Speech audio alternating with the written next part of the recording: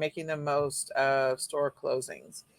That's our topic for today. And we are always sad when stores go out of business because that means that people are losing their jobs. Some of the people who have worked at these places have been there for years and now they have to go figure out what to go do now.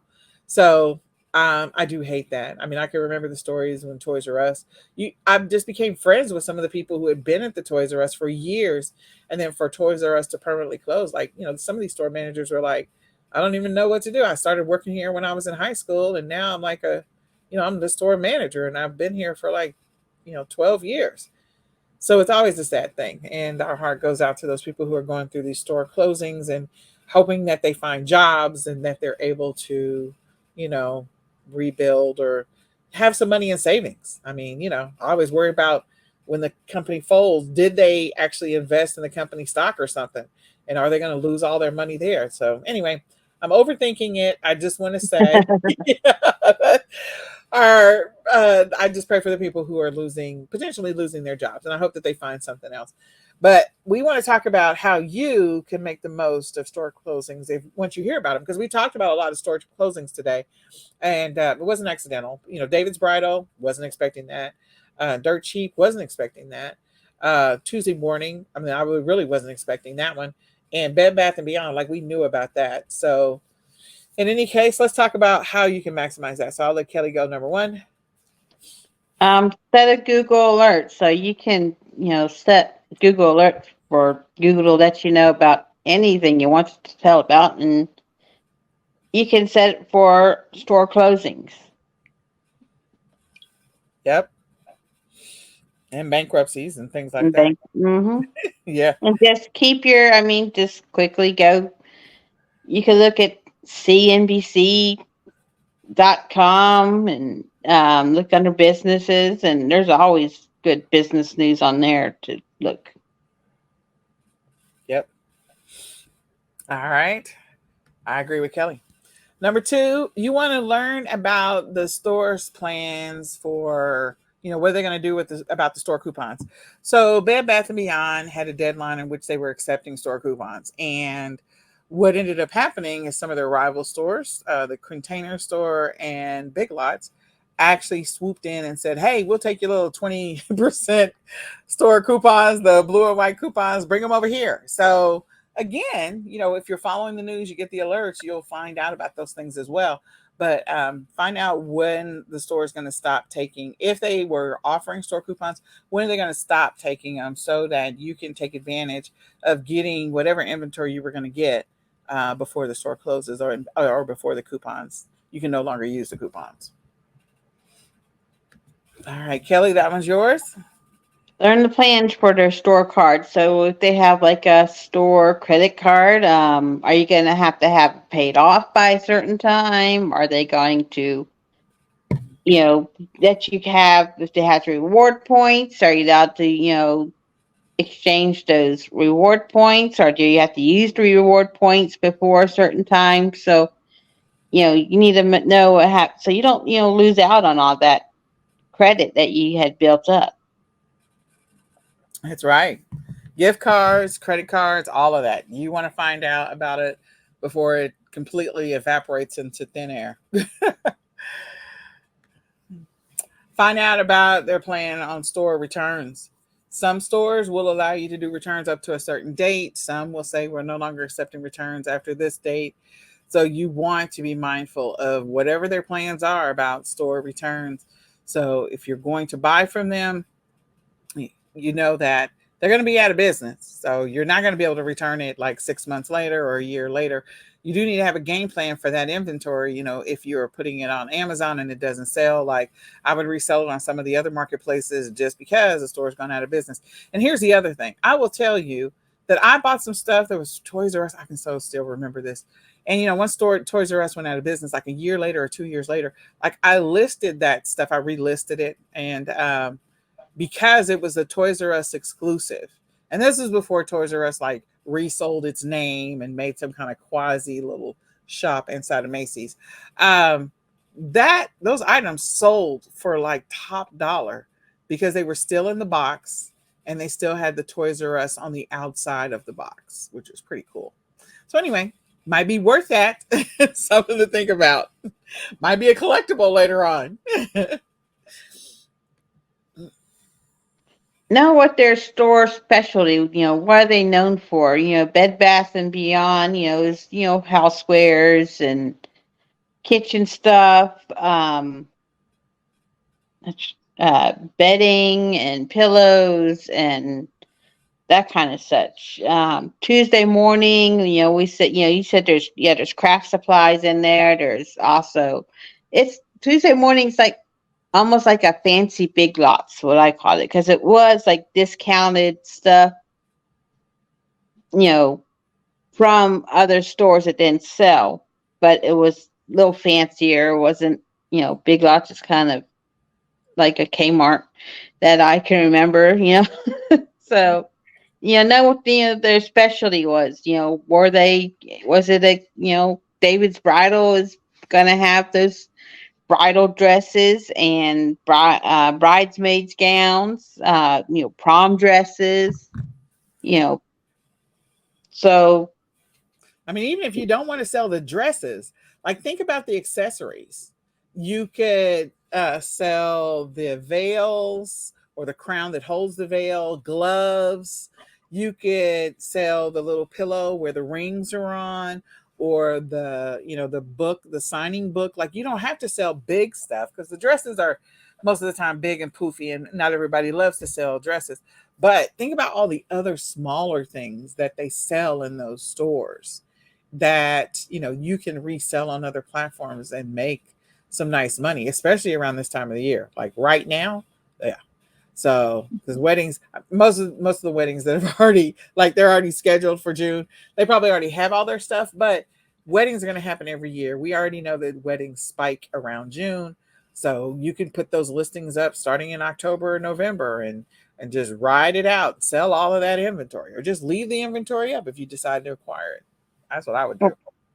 that, or if they have a specialty item, like say it was like a Trader Joe's or something, and it was like a specialty spice that they carried, and if they're going out of business, they're not gonna have that spicy more, but everyone's going to want that spice. So if you can get that spice on discount, you better run and get it. And Yes, before it's gone, because once the company goes out of business, unless you know the brand or you got it private labeled or white labeled, it's going to be gone forever.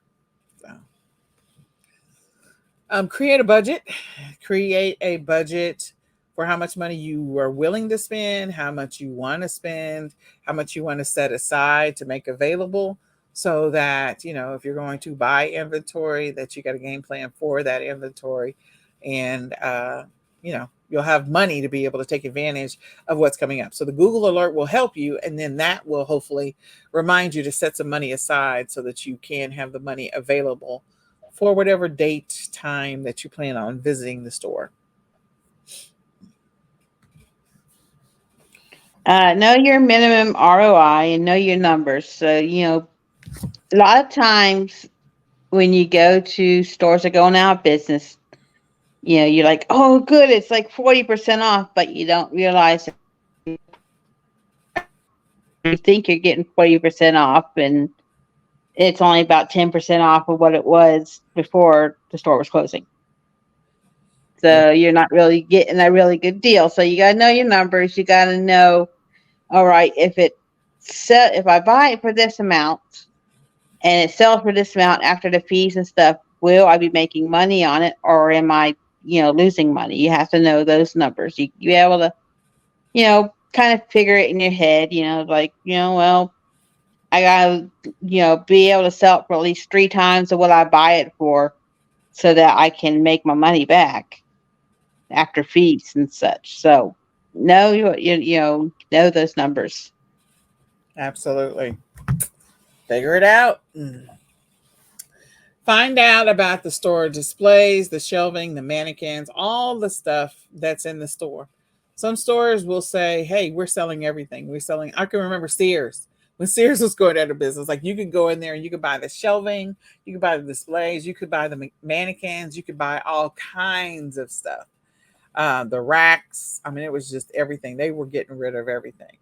And so that may help you depending on what it is that you sell. There's a lot of like eBay sellers who, or Poshmark sellers who need the mannequins to be able to display some of the products that they're selling, whether it's clothing or it could be jewelry. They just need to drape it around the neck or something like that.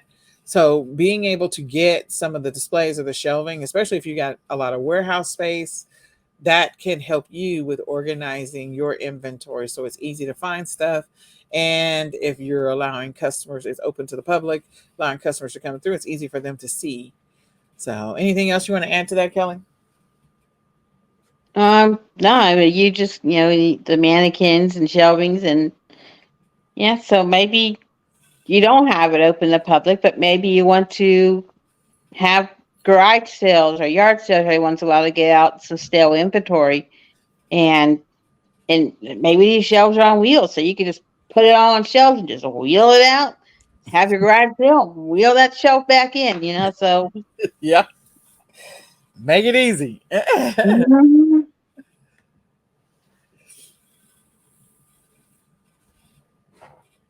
That's Does your that mean as yeah. man be willing to travel if inventory and ROI are worth it. So you go to your local, store that's closing, and you find some really good stuff. You're like, maybe I need to look at some other stores. So, look, figure out how far you're willing to travel. You're willing to travel 2 hours away and hit all the stores within the 2 hour, radius, and just stock up on some really, items that you see that will be selling. Um, that have a good sell through, and or maybe it's you find something that's um Halloween or Christmas, and it'll sell great at that time of year. Then you're able to go and grab them and be ready and be ahead of everyone. If you find Christmas and Halloween stuff now, and you're able to have it ready to go in June and July when everyone's waiting till September, then you're ahead of the game. Absolutely. Definitely worth the drive sometimes. It's definitely worth hitting all the stores sometimes. Sometimes. And the mileage is a write off. And mileage is a write off. Heads up. Keep the receipts. I know some of you are probably going, why would I keep the receipts? The store's going out of business. Well, first of all, you got to do accounting, bookkeeping, and taxes. But sometimes, depending on which platform you're selling it on, like they need to see the receipt as the proof of chain of custody of where this inventory came from. Because, of course, the business has gone out of business. And so if you're trying to sell it like 2 years later, me with Toys R Us, trying to sell that on eBay, like every once in a while, you get a crazy question from eBay wanting to check the authenticity of this item and how did you get it and where did you get it from and blah, blah, blah. Like, okay, I keep my receipts. Like, yes, this is a 5-year-old, 6-year-old receipt from Toys R Us. It's old, but it's real. That's how I got it. Brand new in the box. So keep your receipts just in case there's any question about authenticity, and that could potentially help you, especially if that item is now a collector's item because it doesn't exist anywhere else in the universe. So keep your receipts. Anything else you want to add to that, Kelly? If you can also take photos of those receipts, because that ink does tend to fade. It does. That's the reason why I have a scanner. We take the pictures of the receipts all the time. Yes, and I keep them in my TaxBot receipt thing. But we also scan the receipts in so we can shred them. So up on the Google Drive. Mm-hmm. And this one's Kelly. Oh, yeah. Check online. So see if they have an online store that goes along with the the brick and mortar stores. See if the online store, if they're closing that too. Some places are just closing. They decide to close their brick and mortar and just keep their online, or are they closing down the whole operation and shutting down their online operation too? And are there going to be deals online? You don't have to go anywhere. So, just see what's going on online too. And maybe that's where you can find out about your store cards and coupons and such as their online website. Yeah. And I forget who was closing. They just recently did. They closed all the physical stores but kept the online presence. Oh, that was bad. That was originally going to be Bed Bath and Beyond. They were closing the physical Hmm. stores, and then now we don't know what's going to happen. Yeah. I'm trying to Well, remember who the the other Bed Bath store and was. Beyond were going to be bought out by this company, and then that deal went out, and then another company, and that deal went out. It's been a couple years in the making of what's going to happen. Yeah, it's been a roller coaster ride for them for sure. So we hope this information is helpful. Share this out with a friend. Let somebody else know about the Ecom Sellers podcast. Go back and listen to this again because there are store closures. We have had store closures have been around for years, but some of the big names that we were not expecting over the last couple of years have just been a shocker. We know that JCPenney's was teetering. Macy's was actually on the list for a minute there. And Kohl's was on the list too as teetering as well. So there's a lot of stores that are still in flux, and we're going to continue to monitor that. But stores have been struggling off and on for the last 3 to 4 years, especially with COVID, just hitting them hard in the gut and the gut. So pay attention to this and share this out with somebody. And unfortunately, but fortunate for you and your business, take advantage of the deals if it's a deal for you. That's for sure.